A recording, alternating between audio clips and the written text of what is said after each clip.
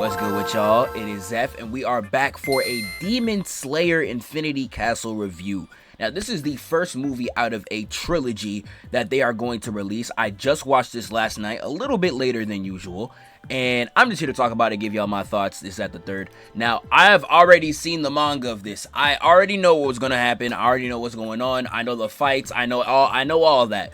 So, seeing all this and seeing how they adapted it, that was my main viewpoints going into the movie. And in my opinion, I don't know how to feel about it. My thoughts are kind of weird. I don't want to sit here and say it's mid. I don't want to sit here saying it's bad. I don't know if I'd go as far and say it's great. I really don't know. I don't know where I want to put it. It probably is in the mid for me. And I'm going to explain why. Number one, I know so many people were complaining about the backstories. And this is one of those things where I feel like the backstories might not translate from manga to anime as cleanly, if you understand what I'm saying.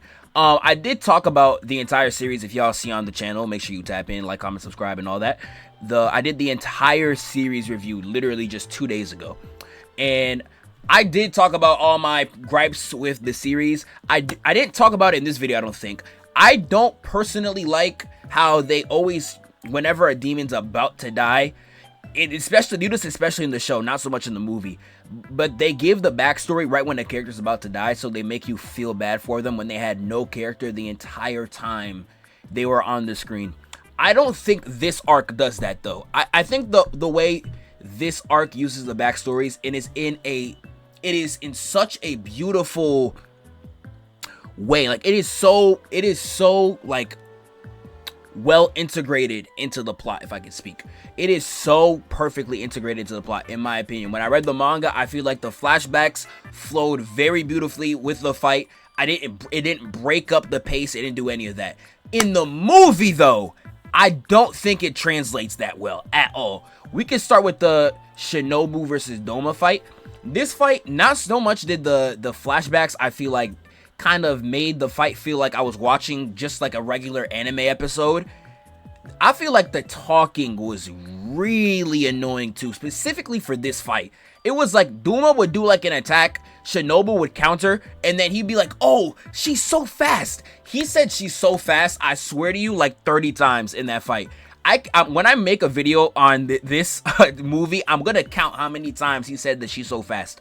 I promise you, they dragged it so much, the talking with this fight, bro. Not even counting the flashbacks. Like, this fight didn't really feel like a fight for real. Like, this fight, I feel like they were really like trying to drag it so they didn't have to animate as much, if that makes sense. Like, this one felt like the old school anime where like they just sit there, they talk, and they will scrap for a little bit, and they'll make you think that they're fighting, but in reality there's not much going on, to be honest. I did like how they handled Shinobu's death. I feel like that was beautiful. I feel like how they did that scene was great, especially when her sister came in and saw her. The voice actors went crazy. Shout out to all the voice actors. I did not watch this in dub, but I did see this in sub, because for some reason the dub times, like if you watch Demon Slayer past 4 p.m. there's no dub showings for some reason, for whatever reason. So I didn't watch it in dub, but the sub, they went crazy as per usual. Like there's this one scene where Tanjiro yells Akaza's name. Yo, that was fire. I ain't gonna lie, like they was in that booth. They was in that booth cooking. They was really in that booth cooking. I can't hold you, bro. They really was. But I feel like they definitely dragged. Let me get like a... Yeah, I feel like the Doma fight was definitely... I know it picks up. The second half of the battle really picks up. But I did not enjoy how it was adapted in this movie. I feel like it wasn't so much of a fight. It was more so just like a bunch of yapping. And like, I don't think it did anything interesting in that time frame. Like, this should have been like an anime. This felt like an anime episode, not so much like this is part of a theatrical release. And I feel like Mugen Train had that same problem. Mugen Train, the first half feels like an anime episode. And if it wasn't for Akaza's fight, I feel like that movie would be extremely mid. I feel like this fight was definitely not handled the best. And I was gonna say something about the flashback, but this is not the fight where the flashbacks really come in and like bother me. I know a lot of people were bothered by the flashbacks. I watched the movie with one of my friends who has not seen the manga. I know he said the flashbacks were really pissing him off. I don't think the flashbacks in this movie, I don't think the flashbacks really kill it, but it doesn't translate well in the movie. That's like the main point I wanted to get at. I won't go in order, but it's mainly a thing once we get to Akaza.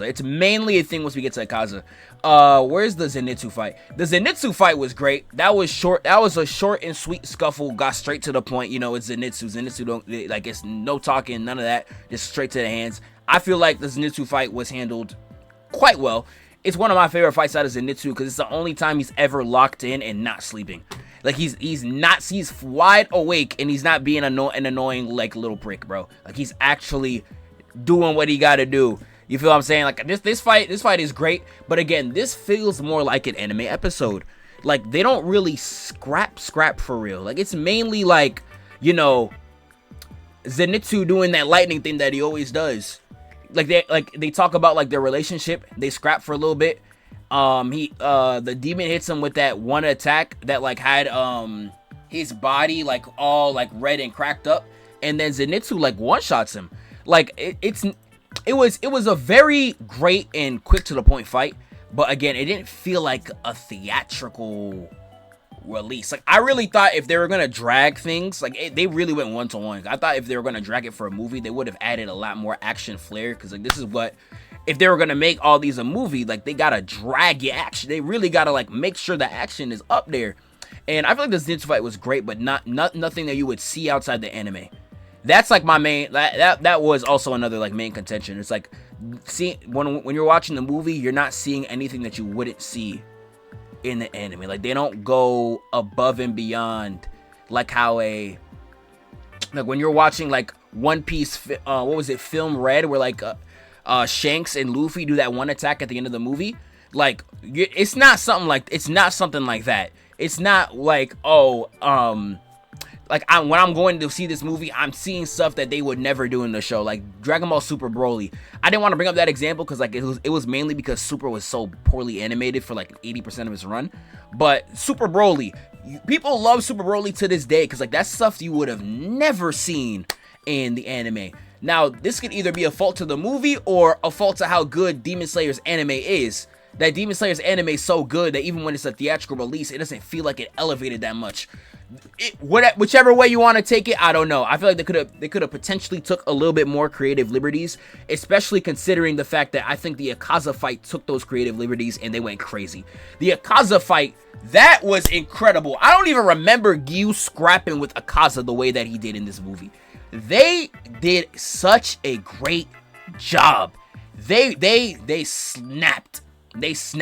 But however, this fight is really where you begin to feel the movie dragging.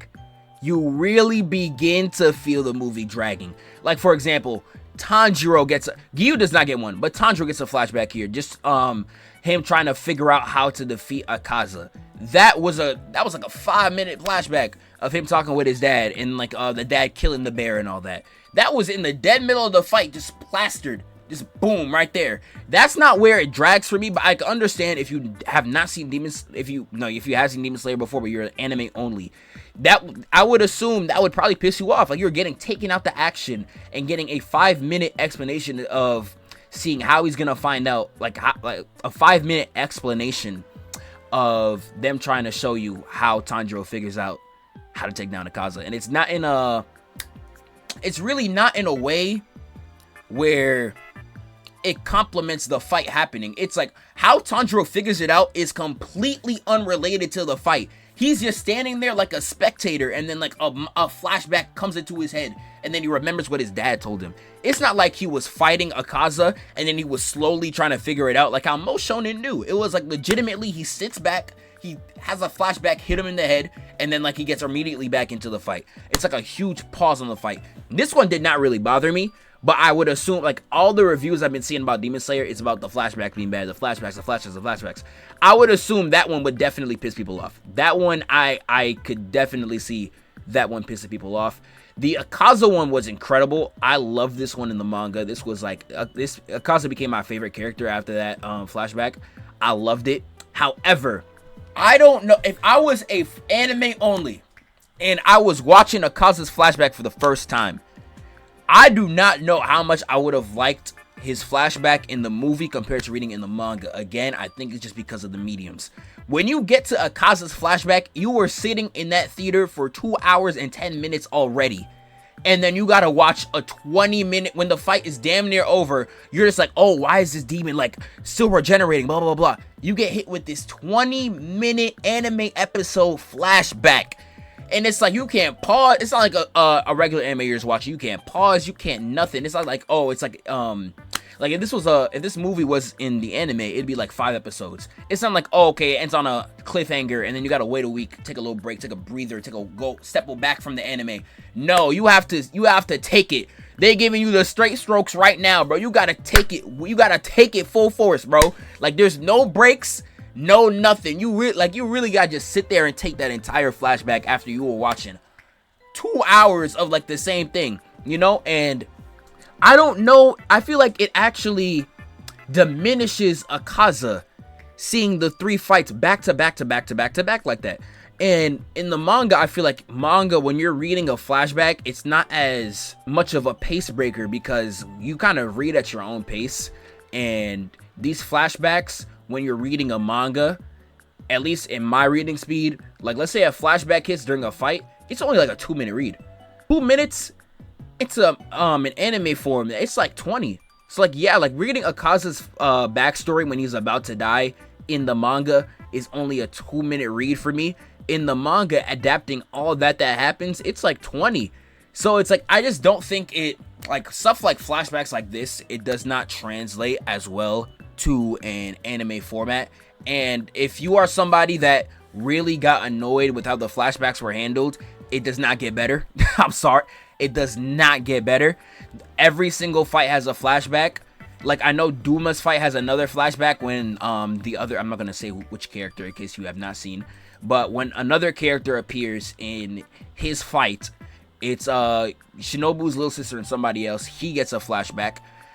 His is actually good though. I do like it. I think people will actually enjoy that one because that one actually has something to do with the fight, and it's done in a different way compared to the other flashbacks. It's not like it's just done differently. I don't even know how to describe it, but it's like, it's more so the demon telling the flashback to somebody else and not the character reminiscing. It's like the demon telling the other person what their past is. That one, it was dope. The one with Upper Moon 1, I know the white-haired guy gets a flashback, but I don't know. Upper Moon 1 gets one too, I think. If I'm not wrong, Upper Moon 1 also gets one. But that fight is so sick, I don't think people will care.